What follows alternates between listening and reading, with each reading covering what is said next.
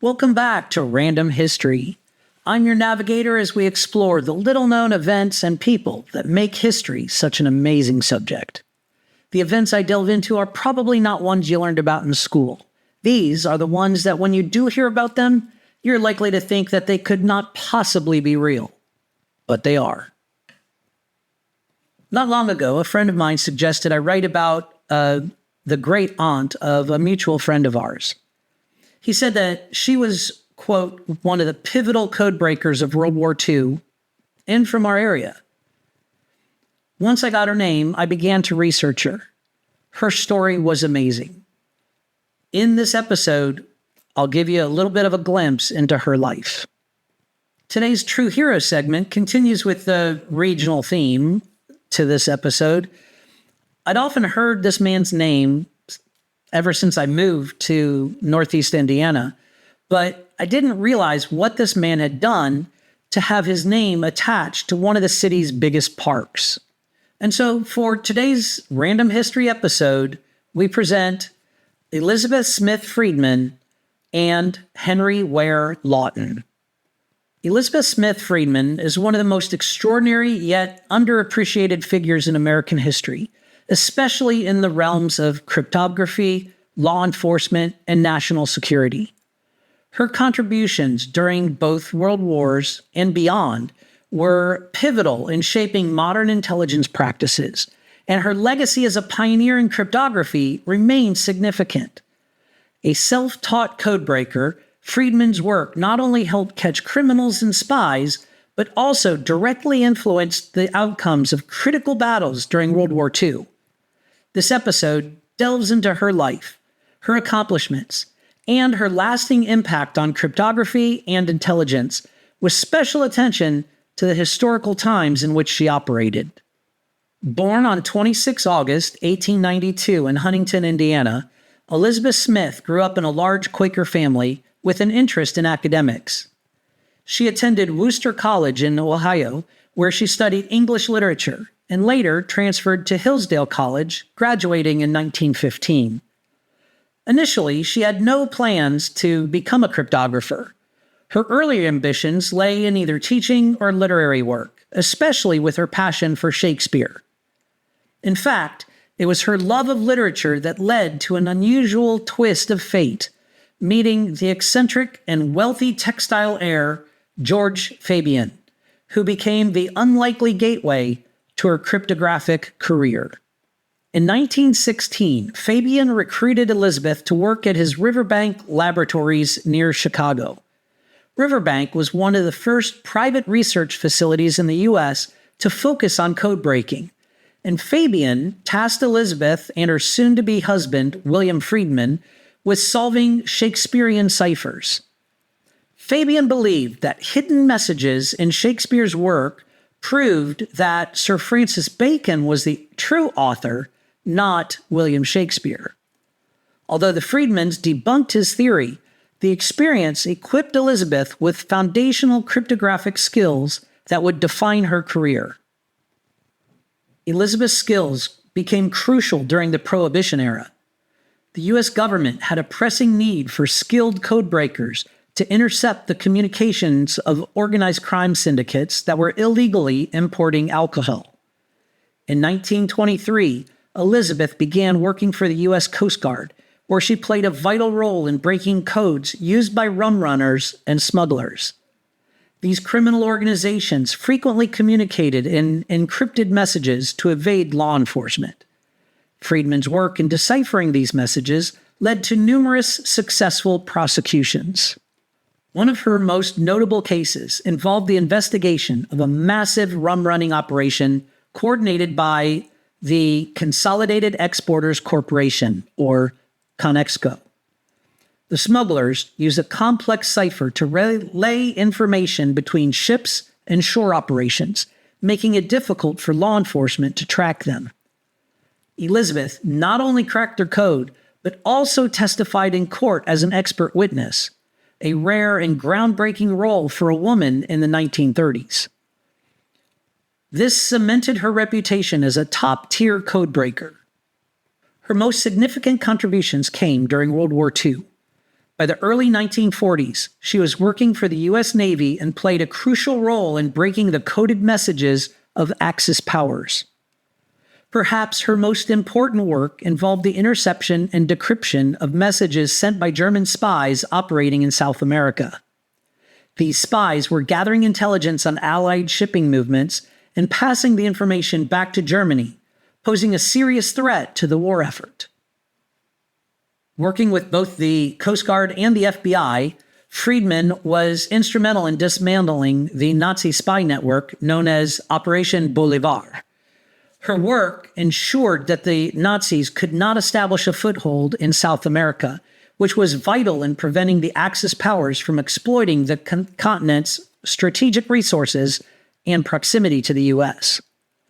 While much of her work was credited to the J. Edgar Hoover FBI, it was Elizabeth Friedman's code-breaking that proved decisive.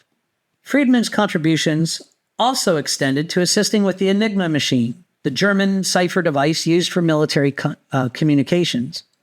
While she did not work directly on the Enigma project, her pioneering work in code-breaking laid the groundwork for later successes of Allied cryptographers, including the women at Bletchley Park, led by Alan Turing. Her code-breaking techniques, developed during her time at Riverbank and refined during her work on Prohibition-era ciphers, were some of the first modern cryptographic methods used in warfare. Despite her profound contributions to American intelligence and cryptography, Elizabeth Smith Friedman remained relatively unknown for much of her life. Her work was often classified, and when it was publicly acknowledged, it was usually overshadowed by male counterparts, such as her husband, William Friedman, or other contemporaries like Turing. However, after World War II, the value of her work began to gain recognition within certain circles. For example, the U.S. Coast Guard awarded her with the Commendation for Meritorious Civilian Service in 1946. Elizabeth's husband, William, also a famous cryptographer, received more public recognition for his work in cryptoanalysis, particularly with the Enigma machine. However, many scholars argue that Elizabeth's contributions were equally, if not more, significant.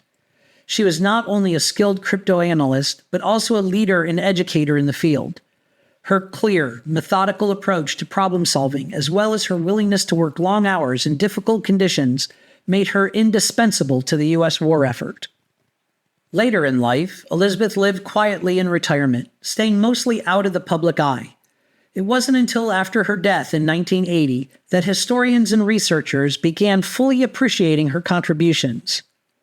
In recent years, biographers and documentary filmmakers have brought her story to a wider audience. Jason Fagone's book, The Women Who Smashed Codes, stands as a detailed and compelling account of her life, cementing her status as one of America's great unsung heroes in intelligence work. Elizabeth Smith Friedman's career is remarkable not only for her achievements, but also for the barriers she overcame as a woman in a male-dominated field. During her time, few women were given the opportunity to work in cryptography or intelligence, much less take the lead on complex investigations or testify in high-stakes court cases. Her success in this arena was groundbreaking and challenging the cultural norms of the time. The sexism of the era often downplayed her accomplishments. For instance, during her work on breaking codes of rum runners and smugglers, many of her male colleagues received more recognition or credit for the outcomes, despite Elizabeth's central role.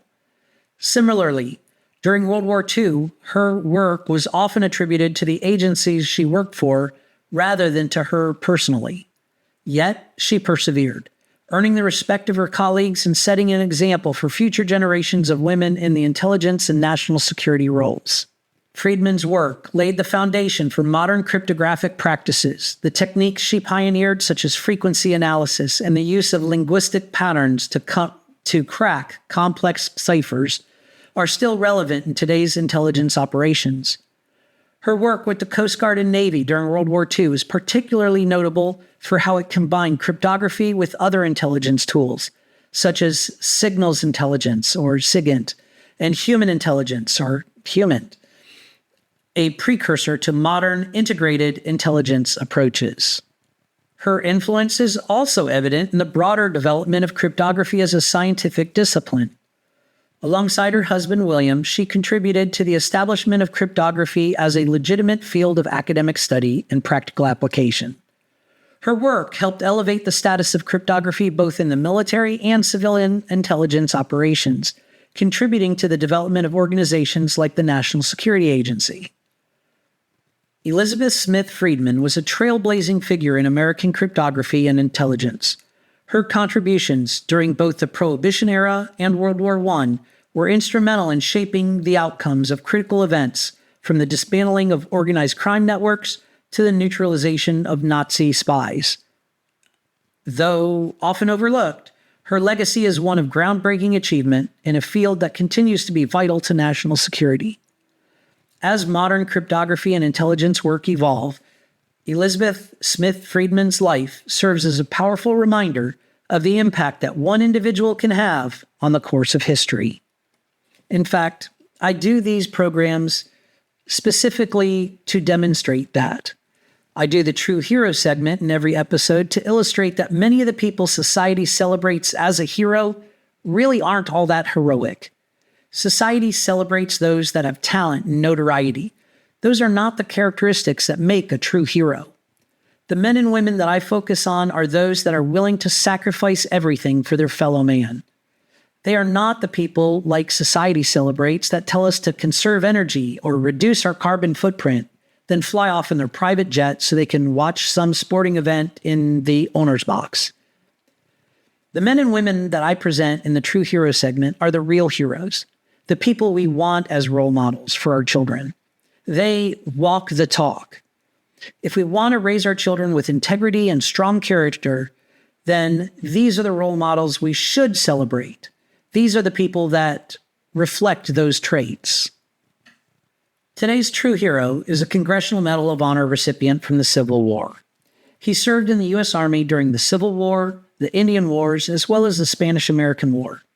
His service and leadership caught the attention of his superiors, and he quickly rose in rank from a buck private to a commissioned officer. It was his actions at the Battle of Atlanta that thrust him into the national spotlight. This is his story. Henry Ware Lawton was a notable figure in U.S. military history whose career spanned several key conflicts, including the American Civil War, the Indian Wars, and the Spanish-American War. He was awarded the Medal of Honor for his bravery during the Civil War, specifically for actions taken during the Battle of Atlanta on 3 August 1864. Lawton's life and military career reflected a blend of tactical acumen, leadership, and a commitment to his country that earned him both recognition and a distinguished legacy. Lawton was born on 17 March 1843 in Maumee, Ohio. In 1861, at the outbreak of the Civil War, he enlisted as a private in the 9th Indiana Infantry Regiment. He quickly rose through the ranks, becoming a first lieutenant in 1862 and later a captain. His most notable contribution to the war effort occurred during the Atlanta campaign, one of the major military operations that contributed to the eventual victory for the Union.